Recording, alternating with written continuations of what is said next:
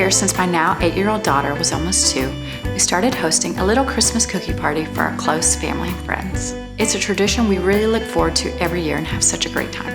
I'm going to show you how to make the cookie dough and the frosting. Let's get started. Pour the cake flour and all-purpose flour into a bowl with your baking powder and whisk it. Next, mix your butter, shortening, and your sugar, vanilla, and salt on medium-high speed for about 3 to 5 minutes.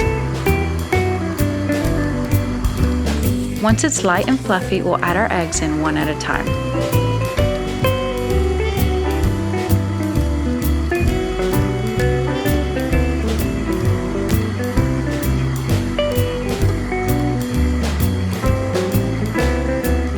Once your eggs are completely added and mixed in, add your flour mixture 1 cup at a time.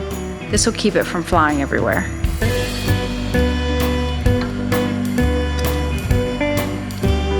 Once it's all in there, mix it on low speed just until the flour is completely absorbed.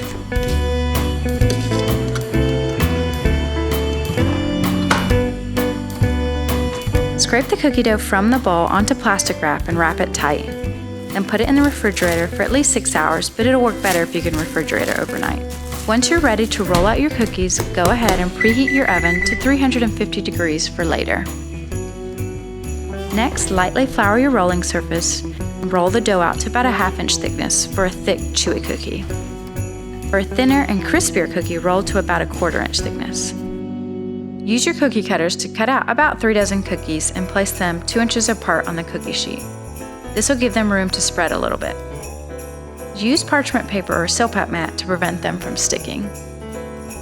Depending on how large your cookie cutter is will determine the baking time, because a bigger cookie will always have to bake longer. Start with baking them for 10 minutes and then check them. They should be slightly brown on the edges and no longer look wet. After 10 minutes, if they're not cooked completely, continue baking them and checking them every 3 minutes until done. Once they come out of the oven, let them cool for 10 minutes and you can move them to a cooling rack. Let them cool completely before you decorate them, otherwise the icing will melt and run. I like to use old-fashioned buttercream for this.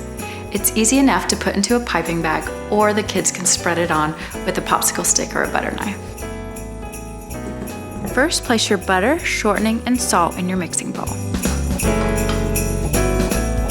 Mix it on medium-high speed until it's white and fluffy.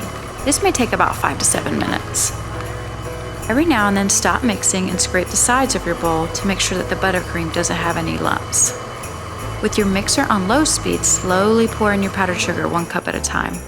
If you add too much all at once, it's going to go everywhere.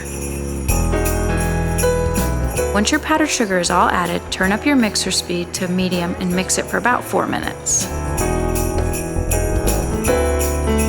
Once it's white, fluffy, and thick, turn the mixer down to low speed and add your vanilla and milk.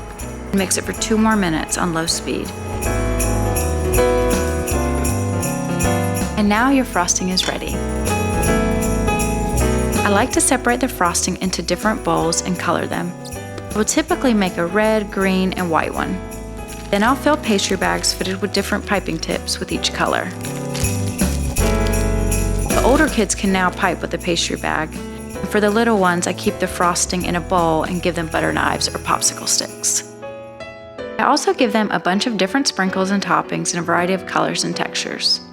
Kids can be creative and mix and match and make whatever they like on their cookies.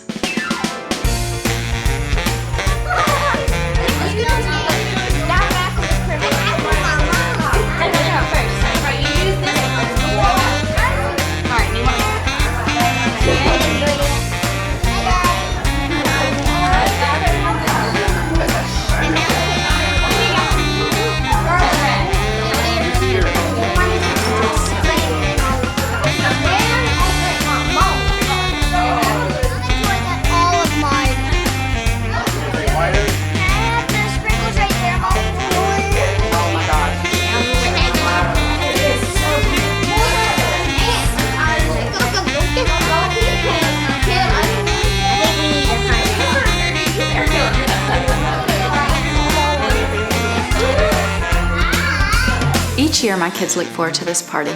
They have so much fun with their family and friends. I hope this gives you some ideas for a fun, simple Christmas tradition to start with your family. Thank you so much for watching, and Merry Christmas from my family to yours.